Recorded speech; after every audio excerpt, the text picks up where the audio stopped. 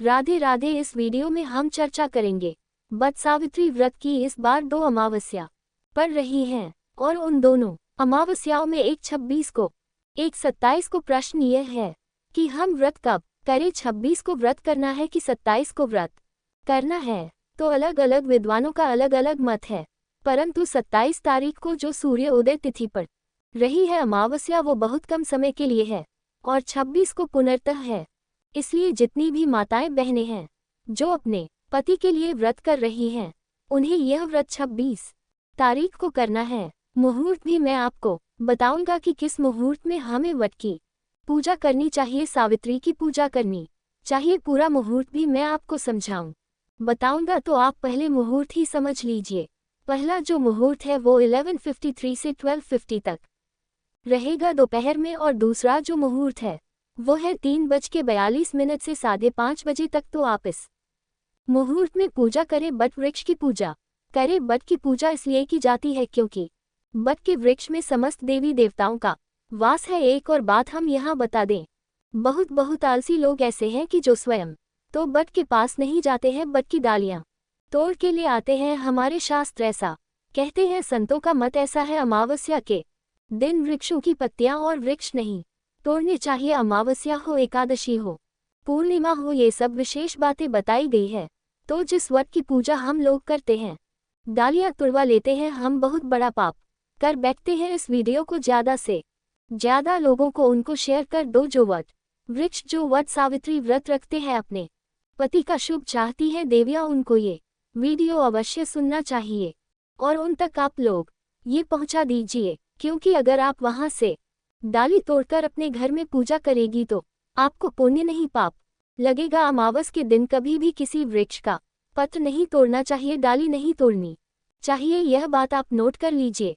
दूसरा, इस दिन यमराज की भी पूजा करते हैं, जिससे हम अपने पति पर आए हुए संकटों को टाल सके। एक और इसमें वट सावित्री व्रत में जिसकी कथा है हम सब जानते हैं, धर्मराज के साथ में सावित्री का जो संवाद है ये महत्वपूर्ण है। यहाँ 2-3 चीजें मैं सावित्री जी के विषय में बता दूं। आजकल जो चीजें चल रही हैं, मनमुखी धर्म की जो बातें होती हैं, मनमुखी जो घर में चलाने वाली बातें होती हैं, वो ठीक नहीं है। एक पतिव्रता स्त्री में कितना सामर्थ्य होता है, कितना बल होता है, ये कथा हमको सिखाती है। जिस समय सावित्री ने सत्यवान को अपने पति के रूप में चुना, तो नारद जी ने आकर बताया था कि यह अल्पायु है। उनके पिता ने सावित्री जी को मना किया कि यह अल्पायु है, इसे तुम पति के रूप में मत चुनिए। तो सावित्री जी ने कहा कि जो सनातनी पुत्रियां होती है, आर्य पुत्रियां होती है, वो एक बार जीवन में पति के प्रति निर्णय लेती है, और मैं यह निर्णय ले चुकी हूँ, अब चाहे जो भी हो। तो सावित्री ने अपने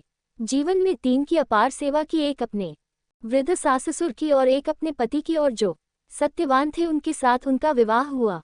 सत्यवान माता पिता के भक्त थे और अपने गुरु भक्त थे, बहुत निष्ठावान थे। जो समय बताया गया था, जब वह समय आया तो लकड़ी काटने के लिए जब सत्यवान गए तो सावित्री उनके पीछे पीछे गई।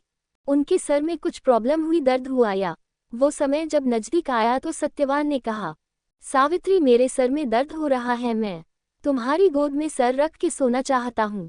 तो गोद में सर रखा और उसी समय सावित्री को पता चला कि सामने से धर्मराज आ रहे हैं, उनके पीछे पीछे काल और मृत्यु भी आ रही है। तो ये दृश्य देखने के बाद समझ गई कि मेरे पति के प्राण अब निकलने वाले हैं। तो जैसे ही प्राणों को ले जाकर अमुष्ट के समान उस जीव को जब ले जाने लगे, उसी समय सावित्री उनके पीछे पीछे चलने लगी। धर्मराज के बहुत मना करने पर, आग्रह करने पर भी जब वह नहीं लौटी तो उन्होंने एक बात कही सावित्री ने, महाराज, इस संसार में जो 3 की पूजा करता है उसके लिए संसार में कोई भी वस्तु असंभव नहीं। एक अपनी माँ की, जो अपनी माँ की पूजा करता है उसे पृथ्वी लोक पर विजय प्राप्त होती है। जो अपने पिता की पूजा करता है वो आकाश तक अपना विजय यश प्राप्त कर लेता है, और जो अपने गुरु की पूजा करता है वो ब्रह्मलोक तक अपने यश को फैला सकता है। तो मेरे पति तो ऐसे ही हैं, और उन पति की मैं दासी हूँ, तो मुझे कौन रोक सकता है। मैं तो आपके साथ चलूंगी। बहुत बार कहा, जब नहीं माने तो उन्होंने कहा, हमसे कोई वरदान मांग लो, पर हमारे साथ मत चलो, क्योंकि तुम्हारे पीछे आने से हमारे कार्य में विघ्न हो रहा है। तो उन्होंने कहा, ठीक है, मेरे जो सास अंडस को ससुर है वह नेत्रहीन है, उनका राज छीन लिया गया है, पहले आप मुझे कृपा करके यह आशीर्वाद दीजिए कि मेरे वृद्ध सास ससुर को नेत्र प्राप्त हो जाए और उनको उनका राज्य प्राप्त हो जाए। एवस्तु कह दिया। फिर वो पीछे चलने लगी। फिर यमराज ने कहा कि तुम्हारे बहुत पीछे आने से मुझे कष्ट हो रहा है, मेरे कार्य में विघ्न पड़ रहा है, इसलिए देवी अब तुम वापस चली जाओ तो और एक वरदान मांग लूं। वो बोले, ठीक है, अगर आप मुझे वरदान देना चाहते हो तो एक और वरदान दे दो। मैं अपने 100 पुत्रों की माँ बनना चाहती हूँ, 100 पुत्रों की मैं माँ बन सकूं, ये आशीर्वाद मुझे दीजिए। तो उन्होंने कहा, हेमस तो ऐसा ही होगा। तो यमराज जब जाने लगे तो सावित्री फिर पीछे पीछे जाने लगी। उन्होंने कहा, मैंने तुम्हें दोनों वरदान दे दिए, अब क्यों मेरे पीछे आ रही हो? तो उन्होंने कहा, महाराज एक बात बताइए, जब आपने मुझसे ये कहा है कि 100 पुत्रों की माँ बनोगी तो मैं माँ बनूंगी कैसे? मेरे पति को आप ले जा रहे हैं तो मैं माँ कैसे बनूंगी? और पतिव्रता स्त्री अपने पति को छोड़कर दूसरी तरफ देखती भी नहीं है। धर्मराज कहने लगे, धन्य है तेरी जैसी पतिव्रता स्त्री के आगे मेरी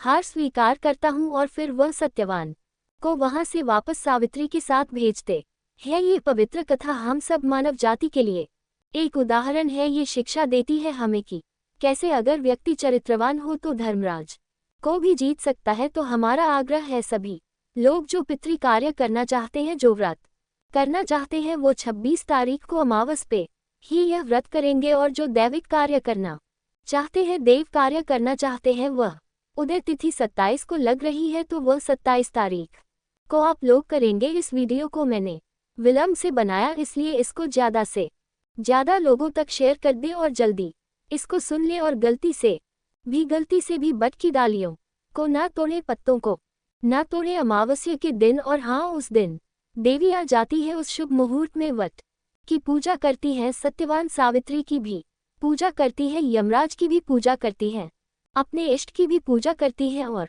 रक्षा सूत्र से वह वट वृक्ष की परिक्रमा भी लगाती है, जिससे देवियों को सौभाग्य की प्राप्ति होती है। प्रिया कांजू, कृपा करें कि आपके जीवन में आपके सुहाग के प्रति आपकी जो निष्ठा है वो बनी रहे और आपके सुहाग को कोई भी विघ्न ना हो, उसके जीवन में कोई कष्ट ना हो, ऐसी प्रार्थना हम प्रिया गांजू से करते हैं। एक और बात, आस्था चैनल पर नित्य आती है कथा भागवत रस, अब रात्रि में प्रारंभ हुई है, वो है रात्रि में 9:45 से 11:40 तक। और ये बात सभी को शेयर करें।